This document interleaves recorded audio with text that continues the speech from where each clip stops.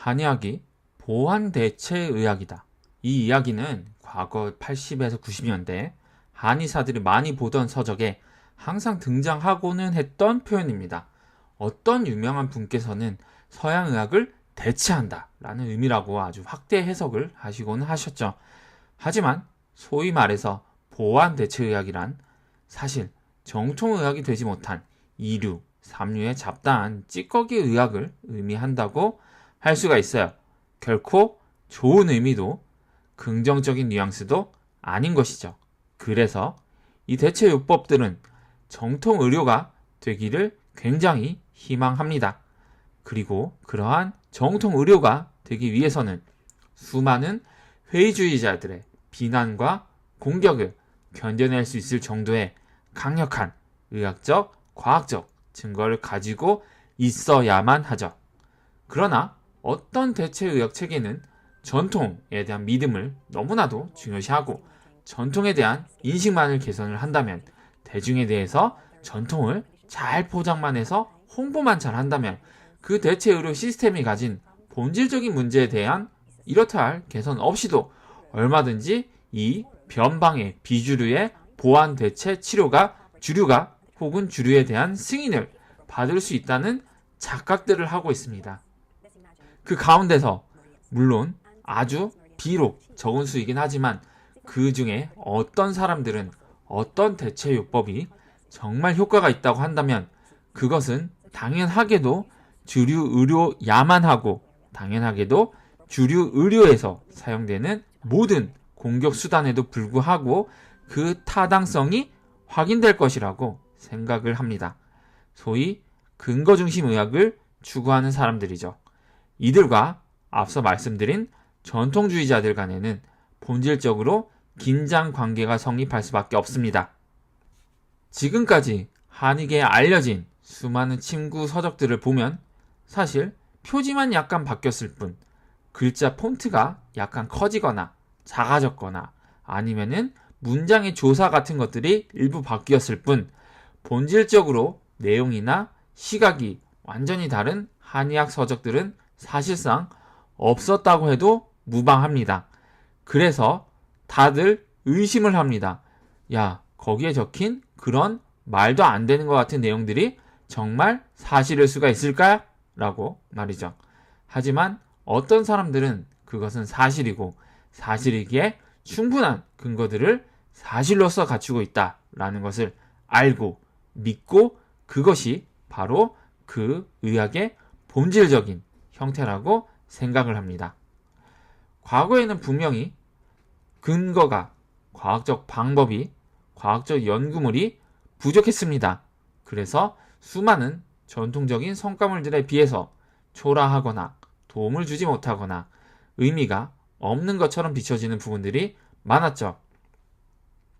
그러나 이제는 여느 침구 서적에 비해서 더 많은 글자수, 더 많은 참고 문헌들, 더 많은 개념들이 이 전통과 그럴듯한 관계가 없어 보이는 새로운 서적에 담겨 있게 되었고 또 이 개념을 담은 수많은 논문들이 학계의 속속들이 발표가 되고 있고 더 많은 사람들이 이 연구 결과물들을 읽고 침술이라는 치료들이 어떠한 특성을 가지고 있는지 그러한 연구들이 담겨있는 연구들을 통해서 이해를 하고 있게 됩니다.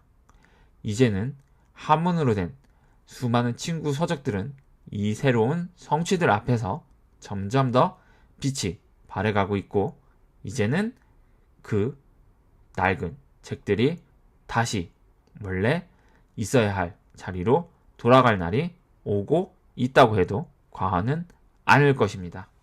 이제 사람들은 침술이 아주 오래전부터 사용되어 왔고 신비한 것처럼 보이는 기혈의 순환을 조절을 해서 그에 따른 효능이 다양한 질환을 치료한다는 그렇고 그런 지루한 이야기보다는 침 치료는 과학적으로 반박하기가 어려운 엄격한 연구들을 통해 그 임상적 효과를 입증한 정통의 치료법이며 그러한 치료 효과의 이유는 우리가 익히 과학으로 알고 있는 세포, 신경, 염증, 면역과 같은 현상들의 묶음 때문이라는 이야기에 더 많은 관심을 가집니다.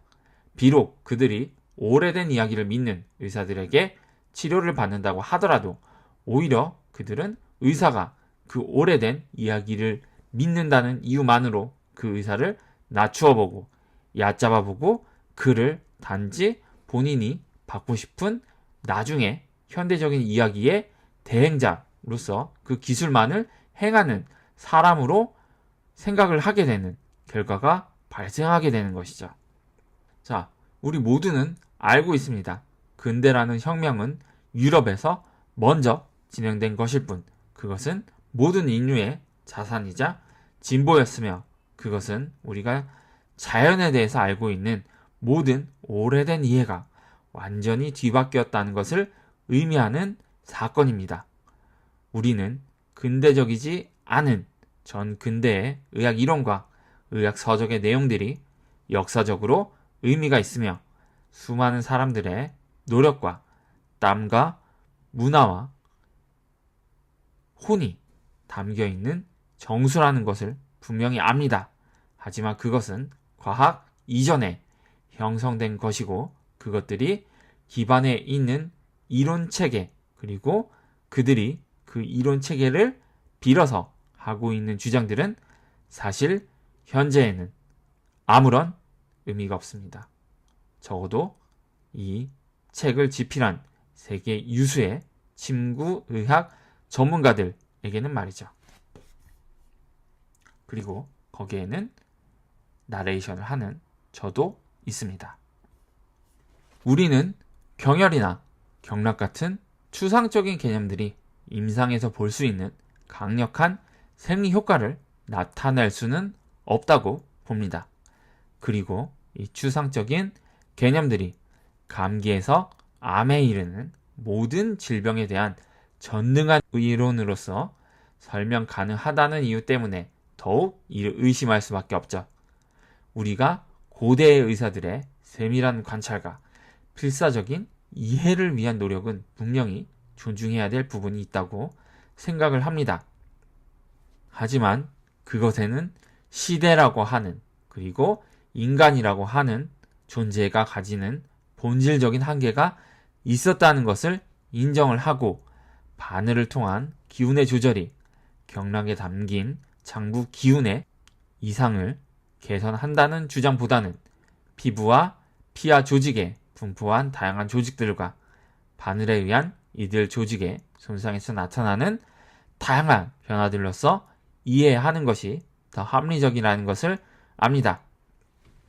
우리는 침 치료가 국소적인 조직의 변화와 반사의 조절, 척수 분절에 따른 다양한 층위의 조절 효과, 그리고 다양한 뇌의 영역의 기능 변화와 이에 따르는 전신적인 변화들, 그리고 이 사이에서 나타나는 신경 호르몬의 조절 작용이 침 치료의 근본적인 이론 체계라고 말을 합니다. 최근 한국어로 번역된 침의 과학적 접근과 임상 활용이라는 서적은 이 내용을 약 700여 페이지에 걸쳐서 차곡차곡 정리한 것이죠. 어떤 분들은 이 주장이 너무 공격적이거나 한의학을 비하하는 것이라고 생각하실 수도 있어요. 하지만 이 주장은 적어도 제가 알기로는 지난 10년간 저에 의해서 줄기차게 주장되어 온 것이고 놀랍게도 이 주장은 점점 더 많은 한의학의 영역에서 더 많은 한의학자들에 의해서 재창되어 오고 있습니다. 즉, 이 주장은 타당하고 수용 가능하며 기존의 오래된 낡은 이야기들을 대체할 수 있다는 것을 말합니다. 그래서 마무리를 짓자면 다음과 같습니다. 침 치료에 대해서 견고한 과학적인 근거를 요구하는 것에 침 치료가 가지고 있는 기술적인 가치, 기회적인 가치를 떨어뜨리는 것은 절대로 없습니다. 도리어 침 치료가 관여하는 신경과 결합 조직 간의 복잡한 상호작용을 이해하는 것, 확인 가능한 구조물들에 기반한 진료야말로 아마도 존재할 리가 없는 가상의 에너지들에 기반한 것들보다는 분명히 뚜렷한 효과가 있을 것입니다.